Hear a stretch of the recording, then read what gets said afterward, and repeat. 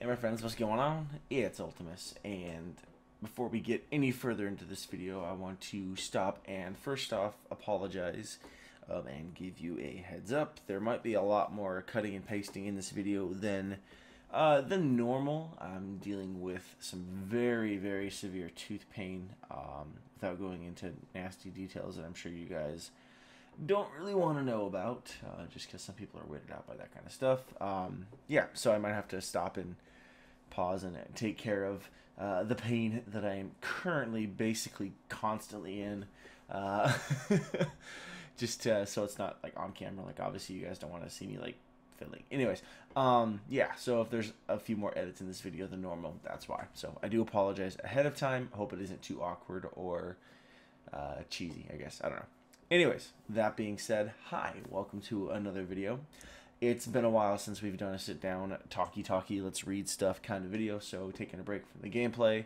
And we're going to talk about two big things that came out today, starting today, running through August. First, you will be able to log in during this time and obtain the Bind on Account Transmog items that are in relation to and kind of promotion celebratory of the Warcraft movie coming out.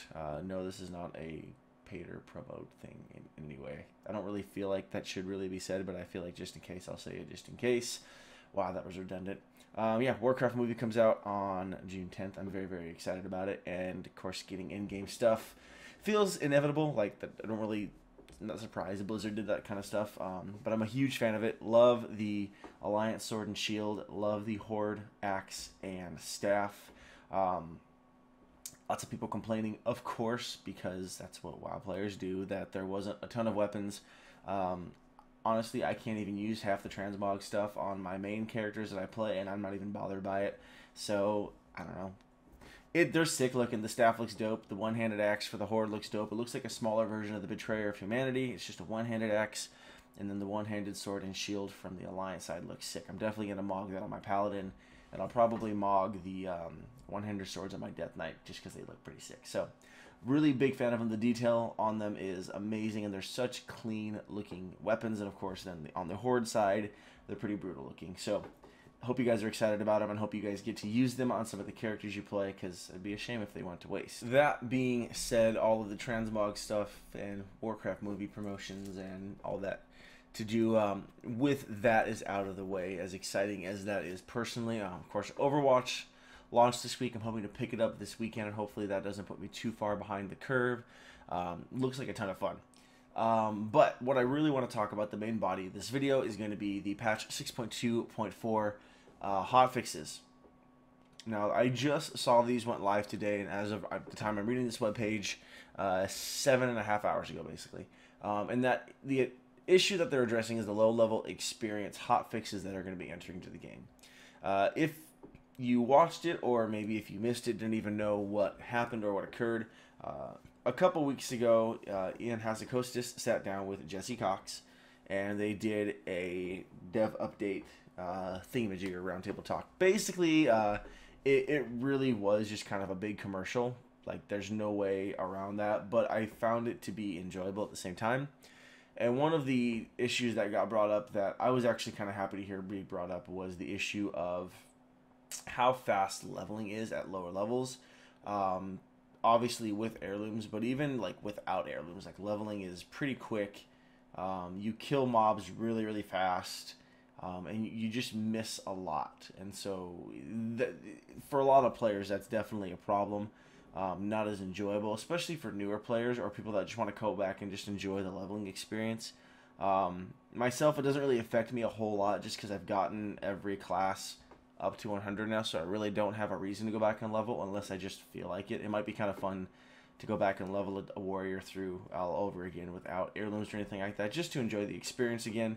But definitely one thing I don't think any player will deny is that the leveling experience is very quick, especially up to level 60. Like 1 to level 60, it goes lightning quick. So what they posted here, with the blue post here, I'm just going to read it through it together real quick. It says, over the past couple of weeks, we've rolled out a series of hotfixes aimed at improving overall pacing and playability of the low-level 1 through 20 experience. We started by adding a number of modern conveniences to our low-level quest experience, and will continue to roll these improvements forward across other legacy content in the future. We've also made some improvements to the overall pace of combat at low levels.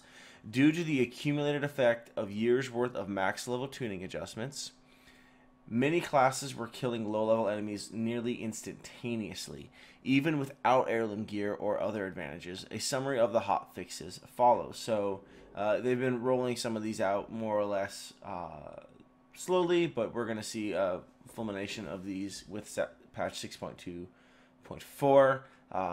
And these changes include, but I'm sure won't be limited to, most quest bosses from 1 to 20 should now be multi-tap and will scale their health with the number of players fighting them.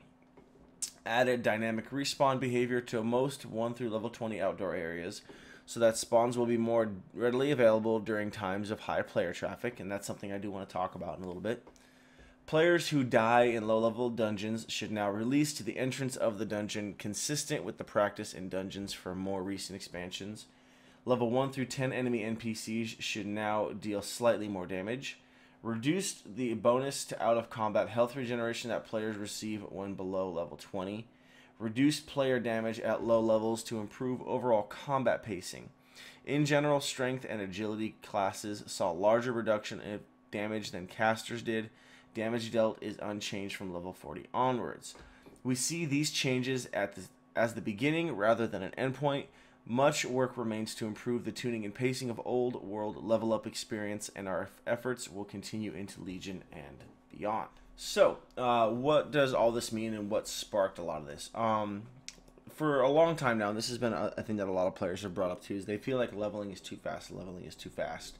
And on the other end, for a while, people were saying leveling is too slow. I feel like every expansion comes out, people complain leveling takes too long, and then soon after, people say leveling is too fast. So, I'm not going to get into all the drama that goes into that. I generally work fairly hard to just kind of avoid touching on drama topics on the channel here, just because it's not something I'm interested in talking about.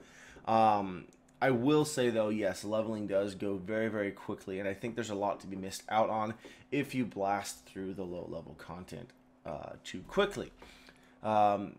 I also think that a lot of this is being brought on, and specifically the point 2, the added dynamic respawn behavior to most level 1 through 20 outdoor areas, so that spawns will be more readily available during times of high player traffic. I think they're anticipating a decent amount of people to come check out the game because of the Warcraft movie. They are giving away quite a few free versions or free copies of the in-app version, but free copies of the game with your movie ticket.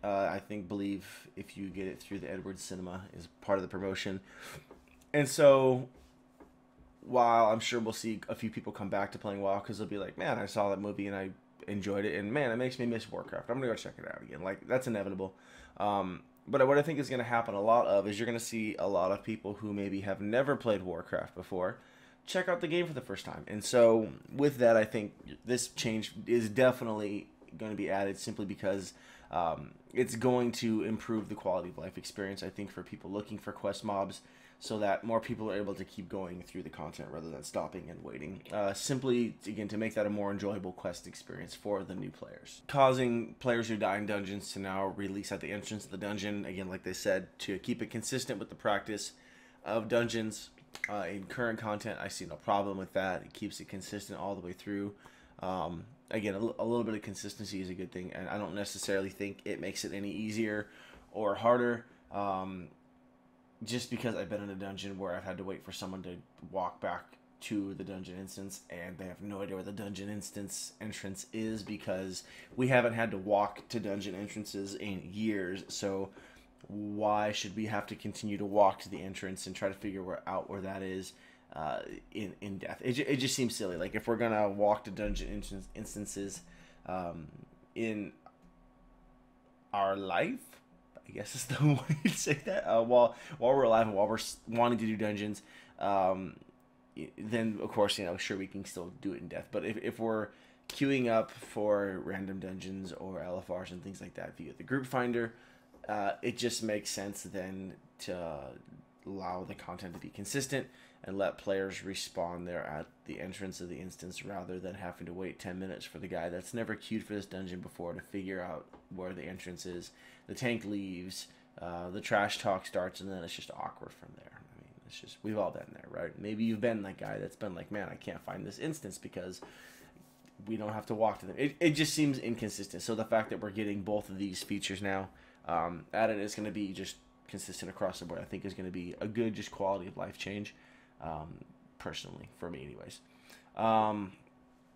Level 1 through 10 enemy NPCs now deal slightly more damage, so how much that is, wait and see. Less health regen out of combat, that's fine. So again, they're trying to balance this stuff out so that the leveling up experience is slightly more challenging and getting back to actually being content that's worth playing rather than just blazing through. And then of course, reducing the damage that players do to low levels, or in low levels as well, especially melees. Rogues, warriors, notorious for this. If you're making a DK, it's not going to matter because you're already outside the level 40 bracket. But I'm definitely optimistic about the changes, and I do like the changes personally, like I said, because this is just kind of the beginning, as they highlight here, or I guess I highlighted. It's just the beginning. It'd be cool to see what else they come up with, especially if they go back to, you know, some pretty sturdy elites walking around, important quest mobs that take more than one person to kill, things like that. I just feel like that would make it a more dynamic and engaging experience. Just because, again, I can see both sides of the coin. Like, if you're on your 8th alt, you just want it to go as quick as possible because you're obviously just gearing them up to get up to endgame content. But on the flip side, I can understand as someone who just likes to just chill and enjoy low-level content. I've known a couple of WoW players who, out of all the years they've played WoW, and they've played, you know, since Vanilla, Burning Crusade, that era, they've never had a character to max level. And you might say, why? That seems dumb. Well, that's just how they enjoy the game. And so, you know, making the content too fast would detract from that level of enjoyment. And so I think any way that Blizzard can add to the game to make it possible to enjoy it for a ton of different crowds, I think is a good thing. Now, that's obviously very, very hard because people are difficult. Let's be real. That's not a new revelation. You know, it's just, so I think slowing down the leveling process in the end will be a good thing. I'm anticipating some backlash on it. I think people are going to be upset about it. What percentage of the WoW community will be, I don't know. I honestly don't care. I just think overall it will be one of those things that is going to be a good change. And it almost makes me a little bit sad that I have no tunes to level up, so I might just have to level up another warrior just to experience it and see how different everything is. But yeah, that's my thoughts on all of that. Definitely excited about the movie, excited about the Transmog items, cool patch notes. Overwatch is out, hoping to buy that soon. And I need to go to the dentist because I'm tired of not being able to sleep because my jaw's in so much pain.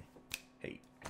Alright, so that's going to do it for this video, guys. I hope you enjoyed. Please don't forget to like, comment, and subscribe if you did, in fact, enjoy it. I would like to know your thoughts on the whole process. Please keep it positive and constructive. Just really curious to hear what you guys have to say. If it changes or affects you at all, does it not? Who knows? I don't know. But thanks for watching, guys, and I'll catch you next time.